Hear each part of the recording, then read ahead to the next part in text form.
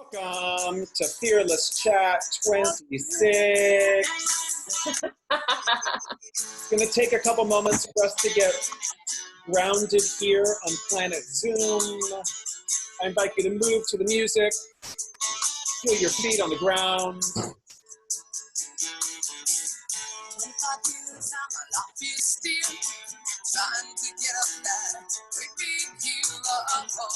Joe, there was a beautiful little head flip that happened there. Yeah, I was doing it before I even turned on. I loved it. Hello, Serby. Hello, Ben.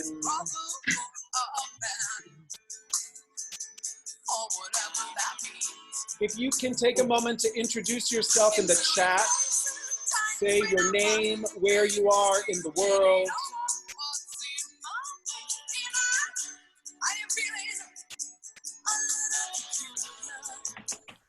Welcome again to Fearless Force 26. Tracy's joining us from Brooklyn, New York. Roberta Tony Myers Douglas in Atlanta, Georgia. Ben is loving the Four Non-Blondes realness, which we are going to lean into that. Lisa Batwinick, it's so great to see you, darling. Hi, I've been so busy. So good to see you. Serena is joining us from Melbourne, Australia. We have Australia joining us today. Yes.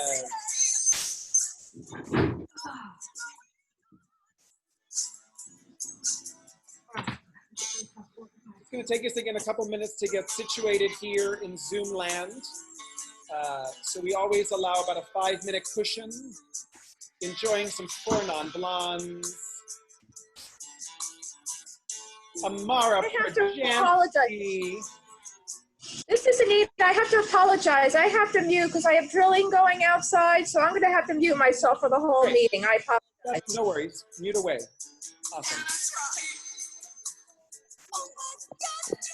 If you are able to join us on video, it always helps to see people's faces as we engage in this conversation on the healing power of conflict. Wow, isn't that appropriate to the moment?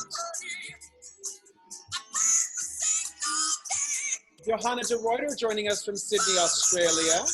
Yes, so great to see you. Jeffrey Pearson joining us for the first time. So good to see you, Jeff.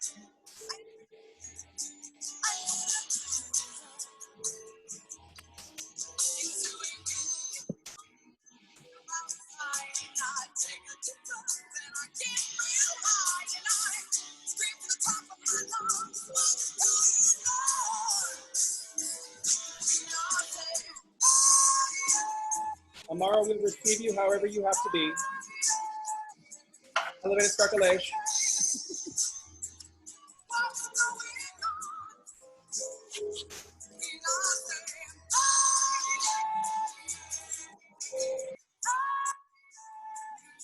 Oh, shit. Oh, wow. Good for you.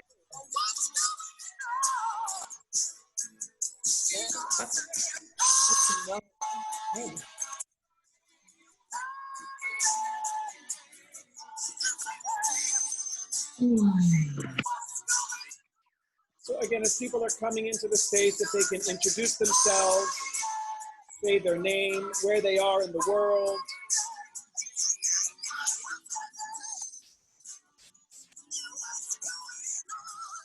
We have some Australians on the call where it is definitely Friday, June 26th already. So they're welcoming in the morning.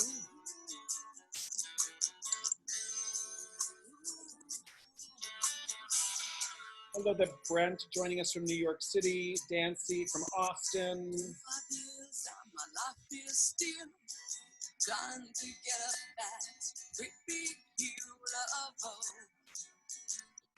Jeff, I didn't know you were in Germany. Oh my gosh, that's... Yes, I'm in Germany. Oh my gosh. We're in the same networking group. Welcome all. Hold on one second. Oops, didn't want to do that. Welcome to Fearless Chat 26, the healing power of conflict. Before we jump into our session, there are several traditions that we have here in Fearless Communicators to get us grounded and present and situated. The first thing that we do is we want to acknowledge our elders. So we want to acknowledge and request permission from our elders to begin. So if you identify as an elder, I'm not going to call anyone out. I'm going to ask, may we begin? And if you feel so inspired, you can give us a little elevated sparkulation. So for the elders that are on this call, are we prepared to begin? Yes, thank you, elders. Through the amazing work that we've had the privilege of doing in Australia, there is a tradition there that they have called acknowledgement of country. And it's something that we have brought into our work here in the United States. So before we begin, I want to acknowledge that I currently am standing on Miccosukee land in South Florida.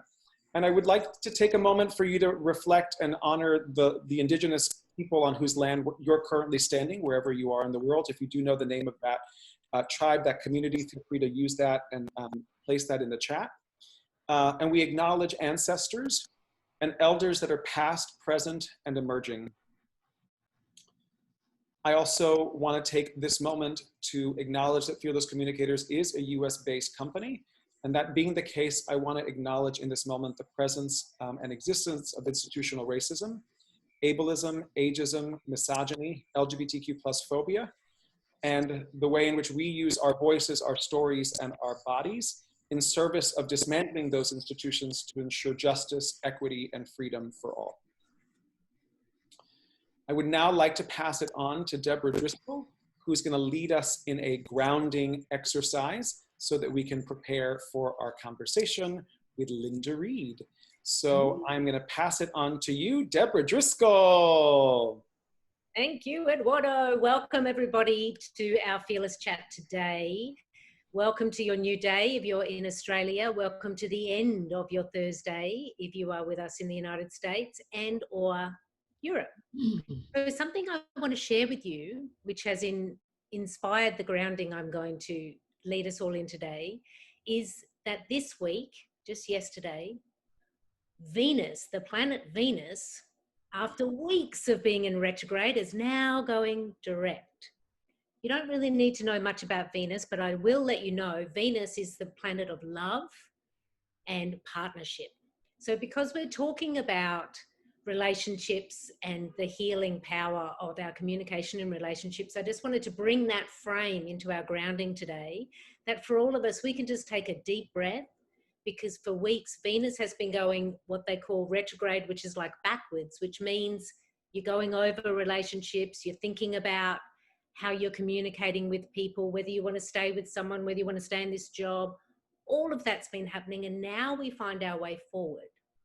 So with that in mind, I invite you to either just gently gaze beyond your nose, or if you're comfortable and it's all right and available to you in your space, you can choose just to close your eyes for just the next couple of minutes while we ground into our own self, as we ground into this community, and as we ground together across the world for this Fearless Chat within this Fearless Communicators community.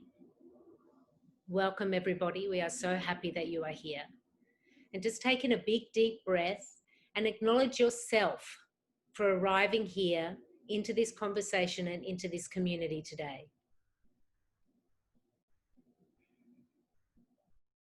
Now taking in the biggest, deepest breath you've taken all day, and allow that to drop deep down into the belly, and allow that to ground you in with where you are right now in personal, physical space.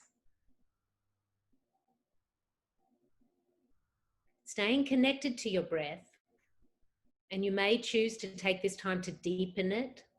You may choose to take this time on the out breath to let go of whatever you really don't want to hold on to at the moment. And staying connected to that breath, we're now going to breathe with our imagination and our mind's eye into the center of our chest, into our heart space. We all have amazing heart intelligence. And if we choose to, we could tune into that heart intelligence to lead our way.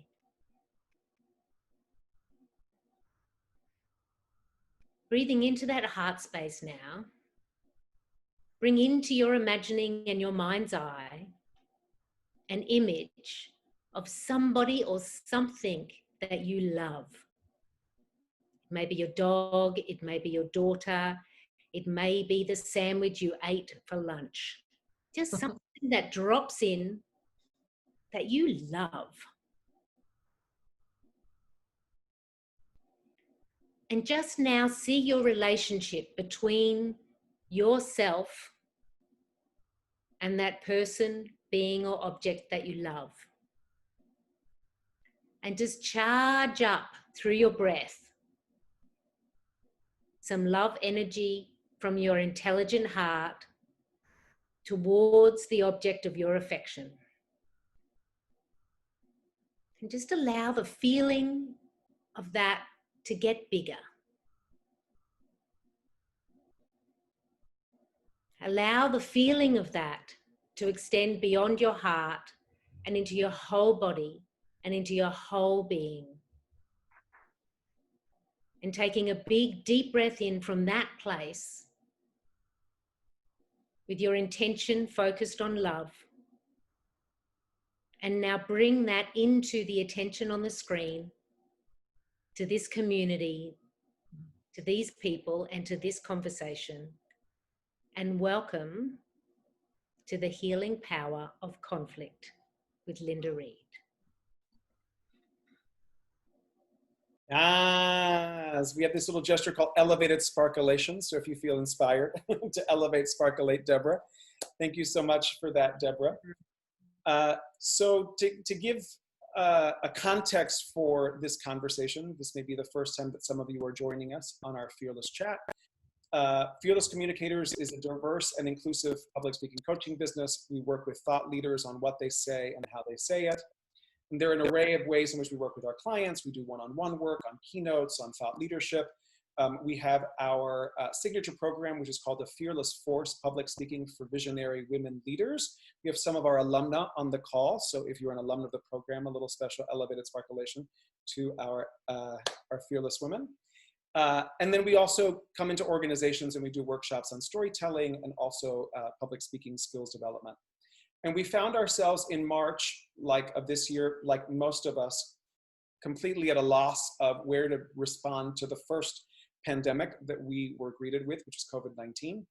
And we knew immediately that we had the richness of the expertise and thought leadership of our clients, of the participants in our programs who are thinkers of the things that are most relevant and resonant at the moment. So we launched our Fearless Chat series in that space, and we have now hosted 26 conversations. It's crazy to believe, since early March. We have had thousands of people participate through these talks. We've also celebrated the 4-year anniversary of our Fearless Force program. Last Thursday, we celebrated Juneteenth, celebrating Black women and their stories. And I wanted to acknowledge that we're still in the waves of 3 major pandemics. We are still in the wave of COVID-19, still in the throes of institutional racism, and also mental health, which is a piece that I don't think very many people are talking about. And in thinking about what this new conversation would be to emerge, in the shifting of how we were talking about race, racism, and then also talking about mental health and families and relationships where everyone's packed in with each other. And then also within the context of the fact that it's Pride Month, right? And as a queer business owner of a business, also as an opportunity to be in a conversation for the difficult conversations that queer people are having, in this moment as well.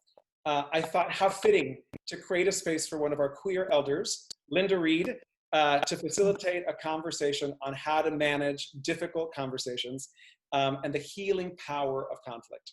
So with that as a background, it is my pleasure to introduce Linda Reid. She is a Fearless Force participant. She is the emergency phone dial right before partners are about to split up in their business relationships. Before they call the lawyer, they call Linda Reid. And she is an absolute magician. And I'm just so grateful that we have you with us to lead us in this conversation. So ladies and gentlemen, it's my pleasure to introduce Linda Reid.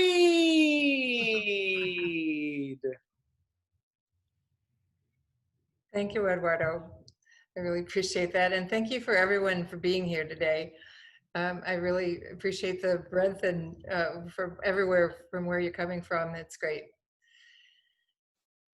My mother and I have had a life of conflict together. That is what has defined our relationship, is conflict. When I gave up running, I had to tell her, I told her one day, you know, I love running. It's been an identity for me for 60 years or a lot of years. And I have to stop running and I'm really sorry.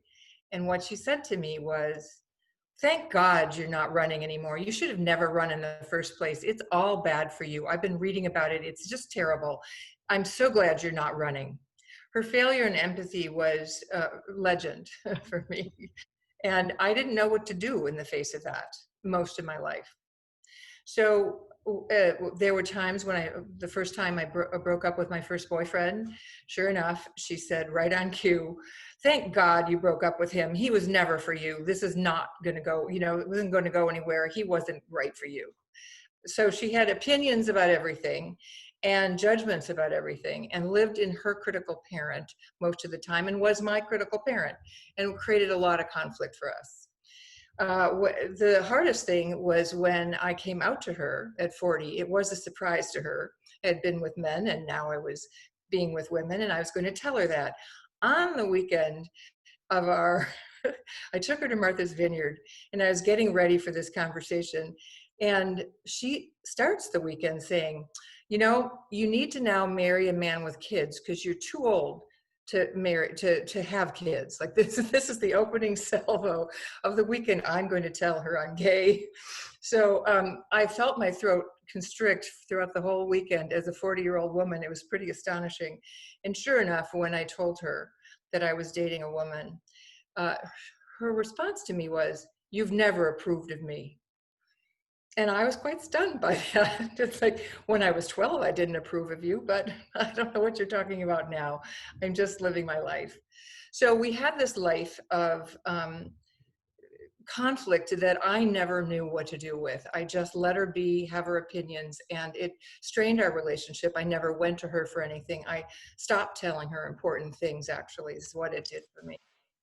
So fast forward to now, last October, I got this call like Eduardo was calling, only this time it was from my family. And it was my sister-in-law saying, I can't take care of your mother anymore.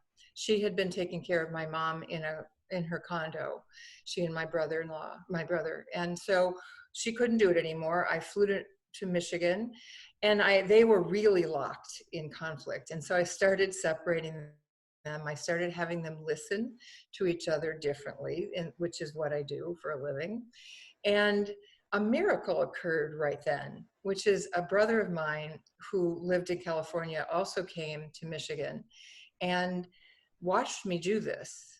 And he stood in front of me and said, Lynn, I see that you've been taking care of this situation and mom for 20 years, and you've been doing it by yourself.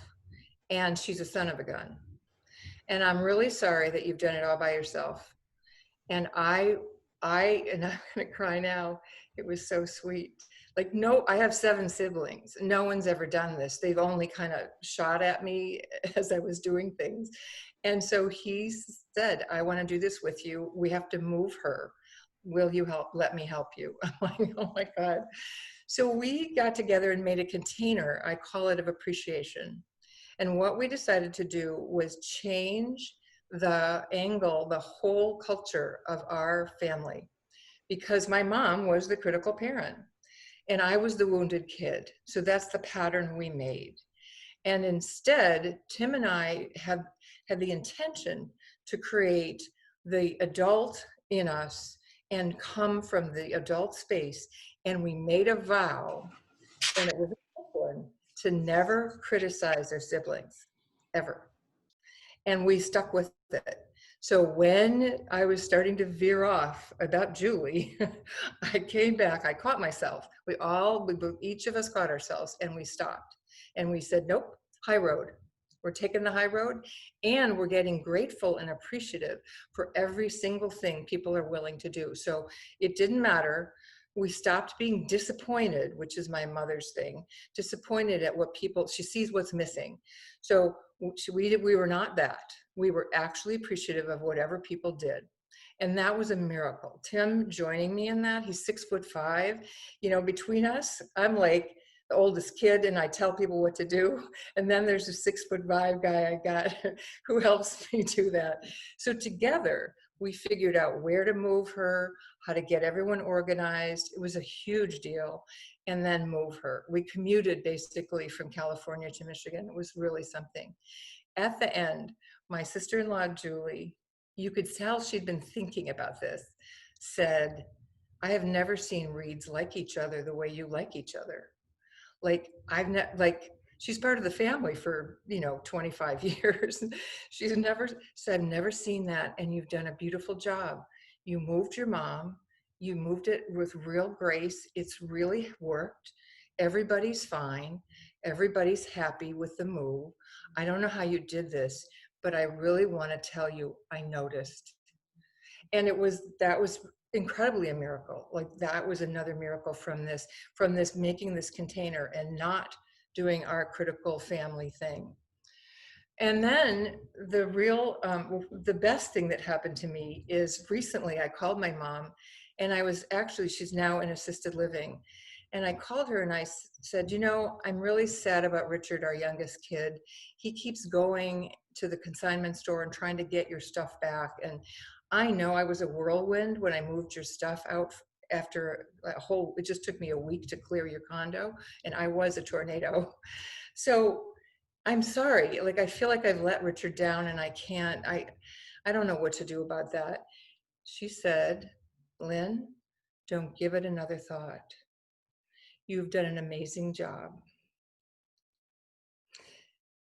You cleared the condo. You did this for me. Every kid got what they wanted. And all of my stuff is where it needs to be. And Richard is on his own planet, and he will be fine.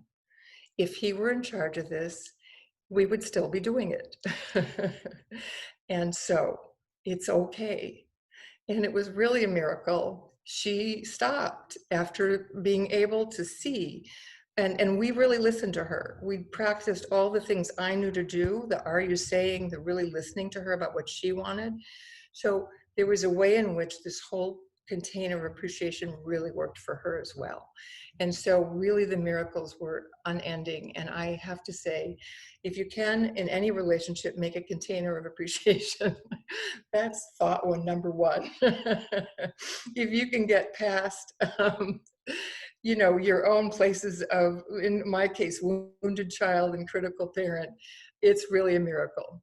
So we're here today, I am, to talk a little bit about that system I just talked about and how it works, and then how we actually can create ourselves to be doing what Tim and I did and I'm calling it designated adult. How do we get to be designated an adult and not just in these places of wounding, which we all have, and we're all ready to be wounded. So I have my little chart behind me. I'm gonna move to that. Linda, I just want to give you really elevated sparkleation, honey. That was a beautiful story. That was really powerful. Oh, thank you. Thank you very much. And Johanna just wrote, there's never enough appreciation. That's absolutely true. Serby true. said, your face is full of sheer delight. Oh, she said to me. I thought Serby was saying that to you. It's about you. Yes. So as people are watching and engaging, we're going to be moving into an active piece of this conversation. I invite you to use the chat to share what's emerging for you. And then we are going to have a spot where someone can volunteer to work through this with Linda. So as she lays this out, we're gonna have someone in a hot seat type of situation, and then we are gonna break out into breakout rooms to practice the magical little wand that you have. So Amy just said, can you shift the camera a little down so we can see the chart? Okay, so that's happening now. Yep. Great. Okay, awesome. So, and I'm gonna keep it on spotlight view so people can see this. And then if there's anything to narrate, Linda, I'll hop in, okay? So this is an emotional system I use. I need models and systems in my work with business people, because I need something that they resonate to, well, for anyone, and can get grasp. I go into, as Eduardo said, I go into desperate situations. People are not speaking to each other, and I need them to start being responsible for their reactions. So this is a way to talk about the reactions we have in life. Either we have a reaction as a critical parent, a whole reactive state of being blaming and should and fearful. It's a fear-based voice. It got planted early when we were 0 to 2. Our parents needed us to be safe, so they weren't quiet about it. So when we did something dangerous, they went no, and they were always shouting at us to keep us safe. And they needed us to get, be able to go to school at 5 and not die on the way there. So it was for a good reason. It's just, if it runs us now as adults, and sometimes it runs people, you can get stuck there. And if it does, then it creates a lot of suffering for people, because they have to be perfect. They have to be should. This is where my mother tended to live, is this space.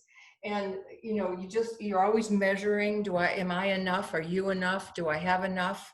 I'm comparing others. And I'm trying to make my world as small as possible. I'm not taking risks. I'm not, but I'm mostly blaming and being critical and seeing what's missing. So it's a tough place, and it's a reactive place. It's not a place to stay.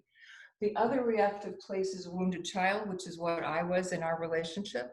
And that is unfinished business of childhood.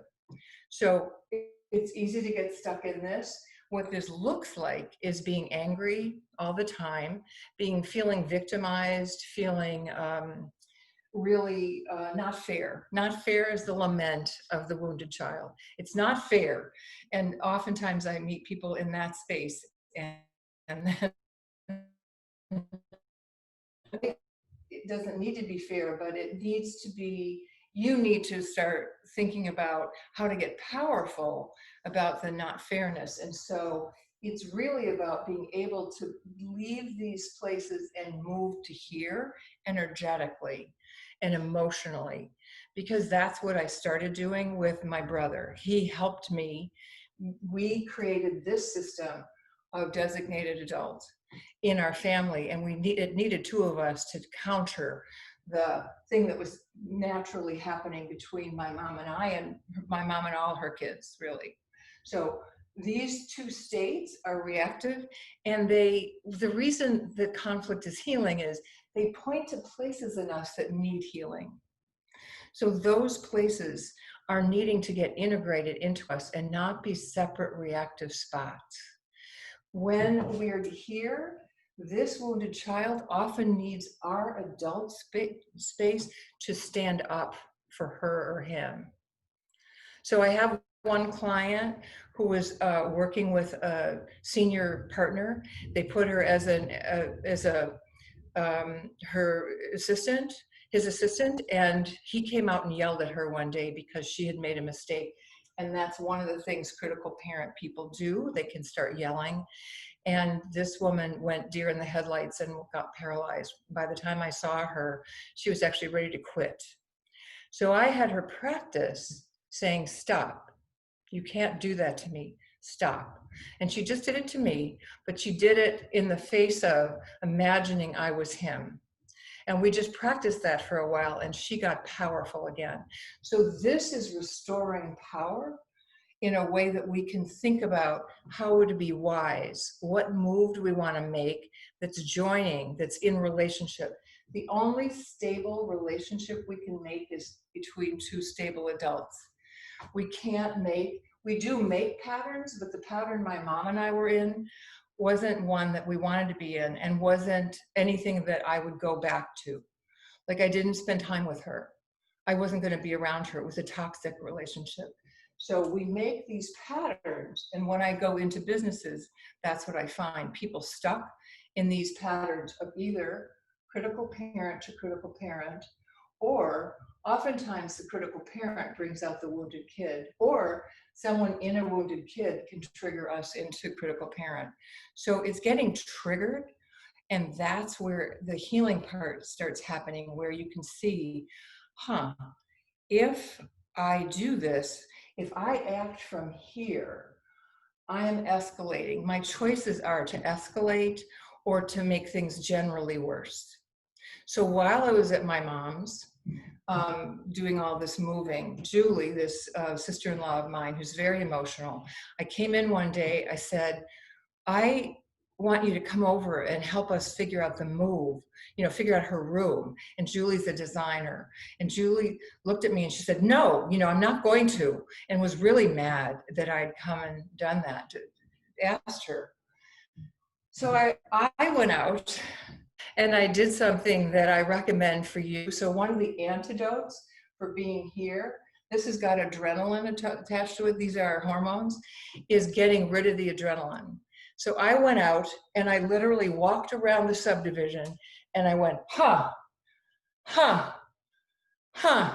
and if you can at home, do it now. Bring your arms up and just go, just feel what it feels like to just, and it really gets your energy out when you're feeling like it's unfair, it's bad, and to actually be able to get up here, it's often good to do something physical. So I did that until I could go back and apologize to her, because I knew that's what was needed. It didn't matter what was fair or right. I knew I needed to apologize. I didn't quite know why, but I did know I needed to. And I did. And I did for hijacking her. I did know that. And she came back and apologized to me. And that's never happened before. I didn't think she knew how to apologize. And she actually stopped and did. And that's what we did. Like that, once again, I decided I was going to stay here, because if I started joining her in Wounded Child, which I could really easily, we would make a mess. This would be a mess, and my mother would not be moved, or if she would, it'd be a lot of drama. So it was my job to figure out, how do I get back there and be able to be in relationship with her again, because it's a long road until we finish this. So this is the pattern we make. There's the real job, I think, for us, for all of us, is to figure out, to be willing to be intentionally designated adults. And what I mean by that is to take responsibility for the quality of the relationship. And if there's something cattywampus about it, then think about what you can do to actually restore order or create a different relationship, a different pattern, because we are very powerful when we do that. When we decide, we can actually make a difference in that relationship, and it's person by person that we can do this. So I want you to think about a relationship that comes to mind that you wish were better, and you know that if you gave it some attention, you might be able to make it better. And I want you to think about that, and we're going to talk about the patterns. Think about what pattern you might be making in that relationship, and we're going to chat about it together. So Linda, I just want to acknowledge there's a quick question that was asked by Tony. I don't know. Yeah. So Tony said, there's that's a general message for all relationships. You need two stable adults interacting together for harmony to be achieved. Yeah. And then she asked, so is it always about escaping the situation until we're capable of quickly returning to the designated adult? Is her question. Oh, no, if we're sitting in a meeting, no, I have the luxury of being in Troy, Michigan, and, and I love going outside, and I just knew I had some real estate I could cover, and I could go, for a while, and it didn't matter, you know, like I could just go do this. No, that was just, no. In meetings, then we do the polyvagal nerve thing, which is the polyvagal nerve is this nerve that goes through our system, and it actually regulates between the mind and body. And when you elicit it, it gives you the relaxation response. So another thing to practice is breathing out through a count of 4. No, breathing in to a count of 4 through your nose, and breathing out for a count of 8 with a blowing out the candle. And I'm going to do it. And if you want to practice with me a little, it's breathing in for 4 by your nose, breathing out, blowing a candle for 8. And it's really important to elongate, breathe in, but breathe out longer. That gets the relaxation response to happen. So in a meeting, you have to do something immediate. And I recommend this breathing of like 1, 2, 3, 4 in, and then 8 out. Little bit of blowing. Now, if it's a meeting and you can't blow, that's okay. But anything that grounds you, the thing that Deborah did, anything that grounds you, put your feet on the ground, be a tree, and breathe. And it'll get you to here. So for me, the secret to life is being able to get here fast, to actually get to designated adult fast. That is really like living my life with resilience and figuring out how to be able to get here, to be able to think wisely. It's compassion, it's the place of problem solving, it's the place of making agreements that stick. If you make an agreement here, it often doesn't, these are not sustainable places. My grandparents lived there and you never wanted to be around them. My mother got that way, honestly. I think a lot of us have grandparents like that. I think. Yeah, you know, like, okay, like, wow. So anyway, no, you can't always have the luxury of that. This is adrenaline, this is cortisol. So cortisol is the thing that wakes us up at 4 in the morning with worry. And also breathing. I want to say the biggest antidote to the critical parent is kindness. And the biggest antidote to a wounded child is speaking up if she needs speaking up, or he or she needs speaking up, or being able to actually take care of this wounded child. And as the child gets more healed, then it's more about fun and creative, that you're more available for creativity. And the critical parent is really important. It keeps us from doing really stupid things. It's just if they run the show, it's not useful. So it's about integrating. That is the healing power. It's about healing ourselves so that we can really be with others as our full, loving, beautiful selves. So Linda, you made a request, and we answered the questions. Johnny, those were fantastic questions. And by the way, when Linda responded to you, like you had the look of, I totally get it. Like it was like so good. You were like, truth, that's what's happening. So that was beautiful to also witness. So Linda has offered, if someone has, so we're winding up, we have about 10 minutes left. And I know that you wanted to do this Are You Saying exercise. So if we can do that prompt, what we can do is we can move people into the breakout rooms. They can do a quick practice of that, and then we'll come back. Okay, so do you just want to be very clear about what those instructions are? I do.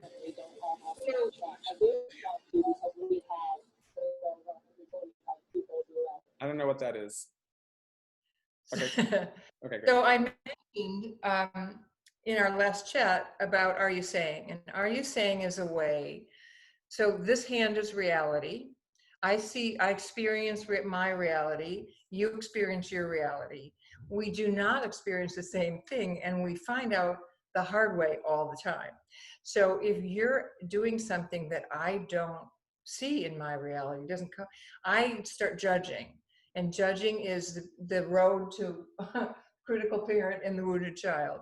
So I start judging, but if I can get past my judgment, I can go curious and go, well, what the heck are you seeing in your reality that I'm not seeing in mine? And the way to find that out is Are You Saying? So anytime you want to diffuse conflict, I guarantee, because magic happens.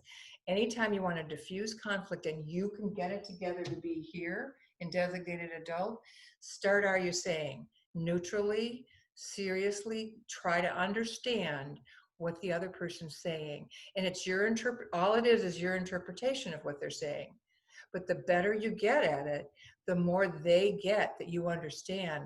And that's so what happens when you do it for back and forth is you create a third space of depth that you can do problem solving in. And this is the work I do. It creates that third space. So are you saying is way magic. And the more you do it, it surprises everyone. I do it with my mom. I started doing it with my mom. And once she got listened to, she started listening to what she was saying. Like, oh, I'm saying all this. So I want you to go in the chat room and think about a relationship like we were talking about that you want to do something with. What one thing could you do to improve a relationship just based on this? Do you want to be more here?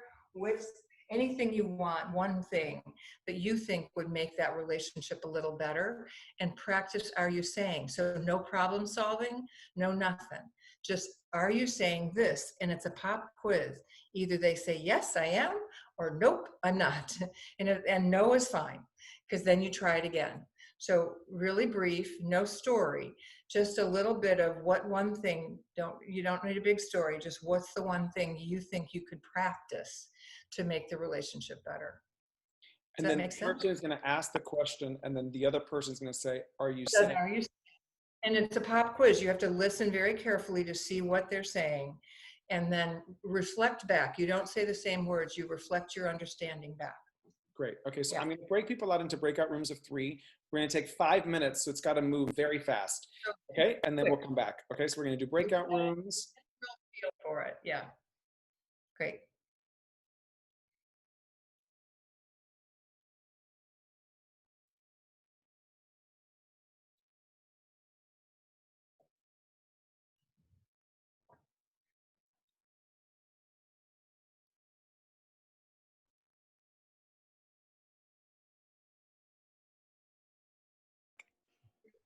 So I want to just say in conclusion, thank you very much for joining and doing this. People are still coming back. Oh, okay.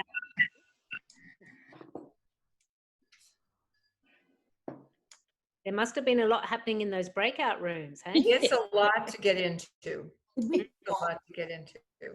Weren't we supposed to get a prompt in the breakout room? That was a good. Just are you saying? Just got snatched Out of back. breakout rooms makes you feel like Star Trek in some way. I love it. Yes. Yeah. Just snatched into another dimension. Yes. Okay. I think we're all back, Linda. Okay. So I was saying to close, if you can practice one thing, find places to do are you saying and see what happens. It is the most amazing thing to practice. I used to do it with United when I flew, and I found myself getting pissed off, and I was going to go seriously ballistic out. So on the phone. Why? And it's not helpful. And so I go back down, and I really start like, are you saying I can't get to Denver from here? I would really practice this in those moments when it's self-management. So if you can do it, you're managing yourself really well to get to here. And that is what I wish for you in managing conflict, because you can be the person that starts listening. And that makes a huge difference in the other person. So that's what I would do. Linda, we're at time. I just want to say thank you so much for this fabulous conversation. Yes. Yay. Thank you very much, Eduardo, for the opportunity. Please, and we're going to be emailing all of you. Linda has a series of exercises on the polyvagal tools to get to the breathing, to get our nervous system aligned. Yeah. So for everyone who registered, she's going to send that as a resource, so you'll receive that in your email. I also want to share that through our collaborators, Jessica Robinson, Nita Baum, Jillian Hubbard, and Julie Simon, we've also amassed a series of resources on race and racism. We'll also be sharing that with all of you. That's tools that you can just disperse throughout your community. It comes from all of the stuff that they've sourced that includes books, movies, films, articles. So I will be sharing that with everyone specifically on this thread, and then we'll also share that through other channels. So wanted to share that as well. Although it may not necessarily be in the front of the news, Black lives still matter and Black trans lives still matter. So we are still in that conversation, consistently bringing that conversation forward. Next Thursday, we have a special milestone, which is that Fearless Communicators turns 5. So it is a 5-year birthday party of Fearless Communicators. And we're gonna have a big party of storytelling. There are gonna be breakout rooms. We're gonna tell stories of courage and fearlessness. There's gonna be community. There's gonna be movement. There's gonna be singing.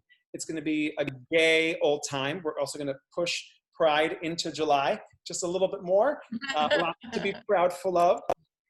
So we look forward to seeing you for that. And then we will continue doing our Fearless Chats on Thursdays throughout July and August.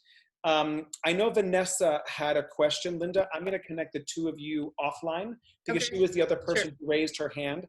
And I know Vanessa may have wanted some help around the coaching because she has volunteered. So Vanessa, I clocked that and I'll be connecting the two of you. And we have a final little ritual that we have to close out our Fearless event here. So if you are able to stay on for just a couple more minutes, I invite you to stay on. If you do have to leave, we totally understand it. Thank you so much for being here with us. I'm gonna let the moments, you know, kind of like settle as people gotta go. Thank you, Amara. It's so beautiful to see you, my darling. Anita, it seems like you're also heading off. And then Ali may be leaving as well. So what we do here as our final ritual, the invitation is to raise your hand so that we can see you. And we do a final acknowledgement as we go. Lisa, it's so great to see you. Thank you so much. We'll see you soon.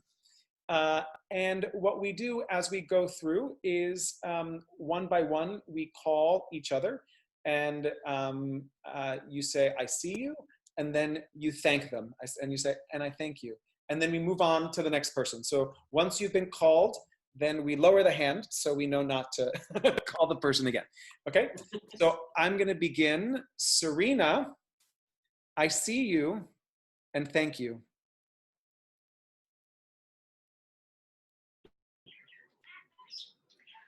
Deborah, I see you and thank you. Thank you. Dancel, I see you and thank you. Oh, I see you and thank you. Eduardo, I see you and thank you. Vanessa, I see you and thank you.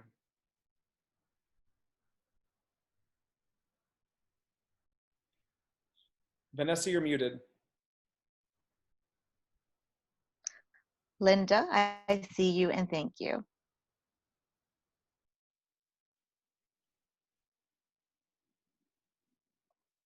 Pat, I see you and thank you.